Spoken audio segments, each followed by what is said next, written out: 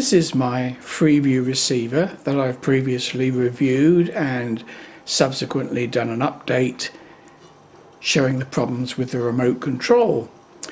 But I thought I would give it another look and show you some more of the features. But a big problem has occurred.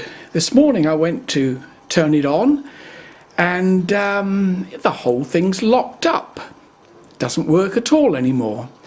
So I'm about to go and take it back to the distributor, which is luckily located in Hamilton, which is about 15k, 20k from here. Well, I'm back and I thought I'd let you know what the problem was.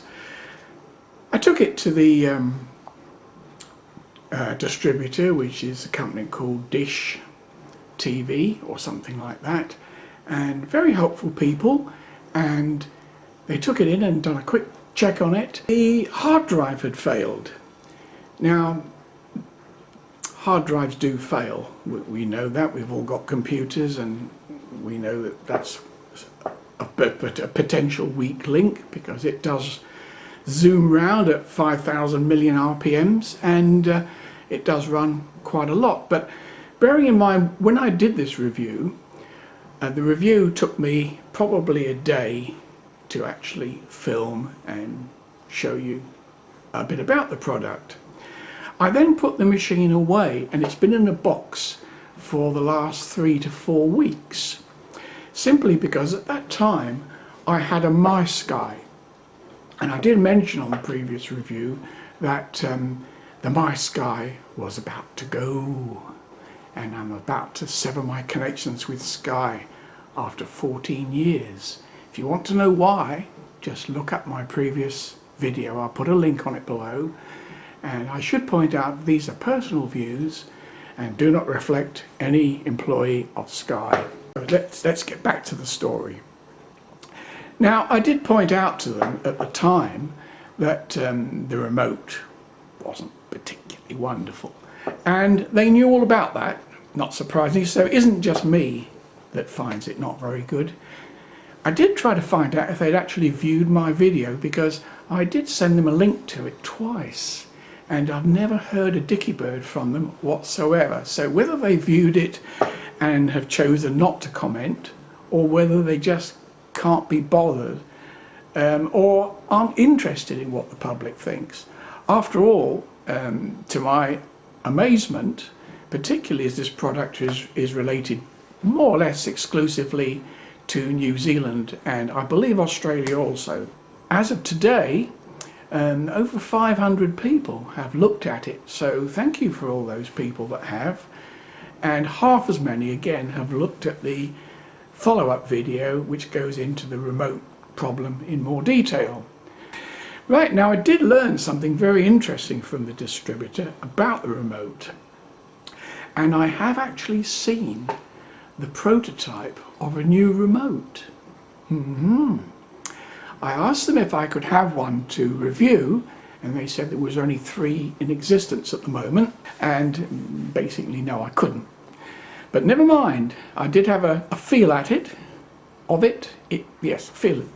I did have it in my hands, and it does, bearing in mind I looked at it for about 30 seconds before it was whipped away, but it does address some of the features that I commented on about the size of some of the push buttons and the availability. But other than that, I can't comment as to whether it's still directional. If they're going to replace it, it would seem pointless to replace it with one that still has those problems. So we'll assume that those things are going to be addressed. But at the moment, if you buy one of these machines, it's still going to have the remote. And I did pose the question, what will happen when the new remote comes out? Will they replace it? And it was a bit...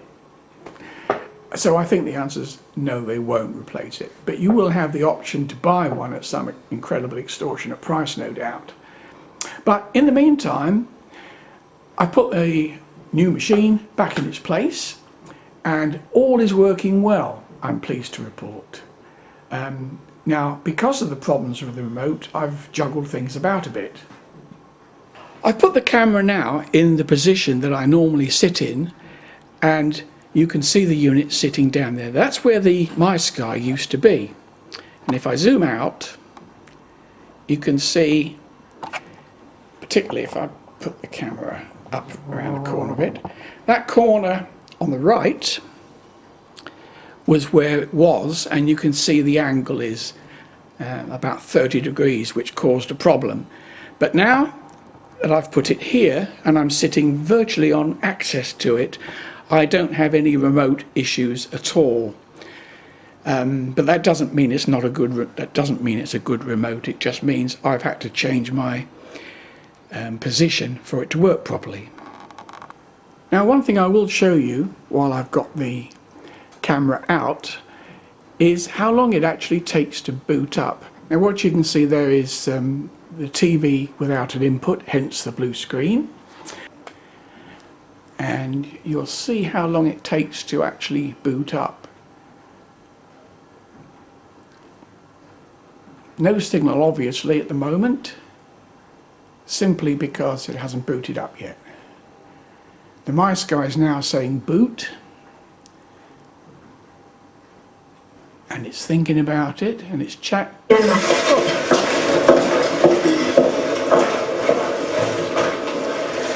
It's locked. sorry about that. I nearly fell off my chair.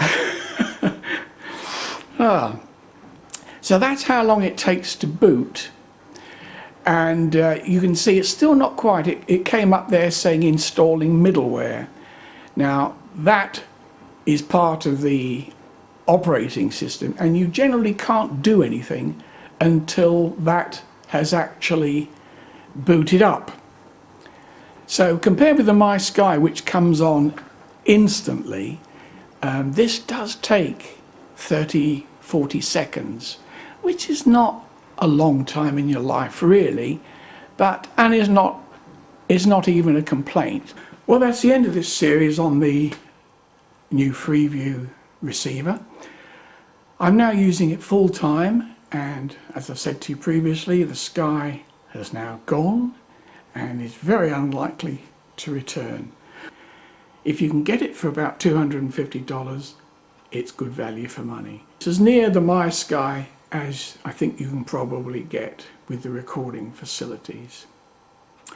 So, thank you for watching, and I hope these comments on this review have been useful to you. Thank you. Bye-bye.